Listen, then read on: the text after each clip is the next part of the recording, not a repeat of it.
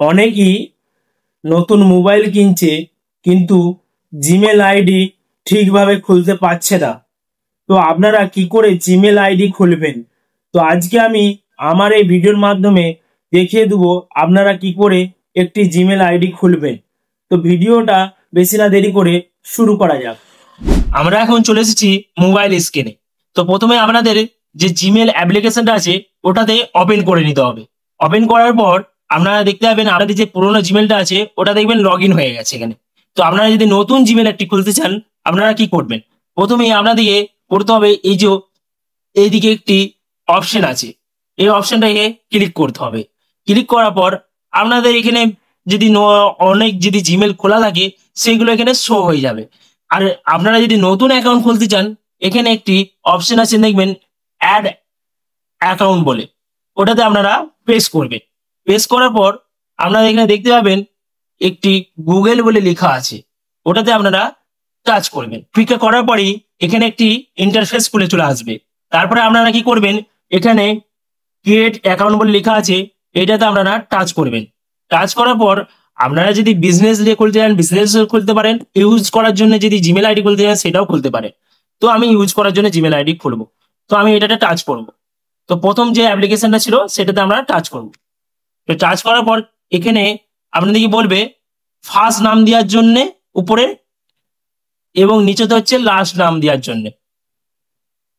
তো আপনারা এখানে আপনাদের যে নামটা থাকবে আপনাদের নামটা দিয়ে দিবেন। তো আমি আমার একটি নাম দিয়ে দিচ্ছি। তো আমি আমার একটি নাম দিয়ে দিচ্ছি। দেওয়ার পর এখানে নিচের দিকে দেখতে পাবেন একটি নেক্সট বলে চিহ্ন আছে, ওটাতে আপনারা টাচ করবেন। টাচ করার পর কিছুক্ষণ অপেক্ষা করার পর আপনাদেরকে এখানে আপনাদের ডেট অফ বার্থ দিতে বলবে এবং নিচের দিকে একটি জেন্ডার বলে লেখা আছে, এটাটাও আপনাদেরকে জেন্ডার সিলেক্ট করতে হবে। আপনারা যদি ফিমেল হয়ে থাকেন ফিমেল জেন্ডার সিলেক্ট করবেন, আপনারা যদি মেল হয়ে থাকেন মেল জেন্ডার সিলেক্ট করবেন। তো আমি মেলটাকে আমি সিলেক্ট করলাম এবং আপনারা যেই মাসে জন্ম হয়েছে সেই মাসটাতে আপনারা সিলেক্ট করবেন। তো আমি জুন মাসে সিলেক্ট করলাম। করার পর আপনারা এখানে দেখবেন ডে বলে অপশন আছে, মানে আপনারা কতদিনে জন্ম হয়েছেন, 3 দিন কি 4 দিন সেটা আপনারা এখানে দিয়ে দিবেন। তো আমি এখানে 3 দিন দিয়ে দিলাম এবং আপনি কত সালে জন্ম হয়েছেন সেটাও এখানে দিতে হবে। তো আমি এখানে আমার সালটা দিয়ে দিলাম। তো দেওয়ার পরেই আপনারা এখানে নেক্সট বলে চিহ্নটা আছে এটাতে প্রেস করবেন। প্রেস করার পর কিছুক্ষণ অপেক্ষা করার পর আপনাদের একটি জিমেল আইডি খুলে চলে আসবে। তো আপনারা যে কোনো একটি সিলেক্ট করে নেবেন। তো আমি উপরে এটা সিলেক্ট করে নিলাম। নেওয়ার পর আপনাদেরকে নেক্সট যে চিহ্নটা আছে আবার প্রেস করতে হবে। প্রেস করার পর আপনাদের এখানে একটি ইন্টারফেস চলে আসবে যে পাসপোর্ট একটি নতুন দিতে বলছে। তো আপনারা এখানে যে কোনো একটি পাসপোর্ট দিয়ে দিবেন। তো আমি একটা পাসপোর্ট দিয়ে দিলাম। তো পাসপোর্ট দেওয়ার পরেই আপনাদেরকে আবার যে নেক্সট বাটনটা আছে ওটাতে প্রেস করতে হবে। প্রেস করার পর কিছুক্ষণ অপেক্ষা করতে হবে।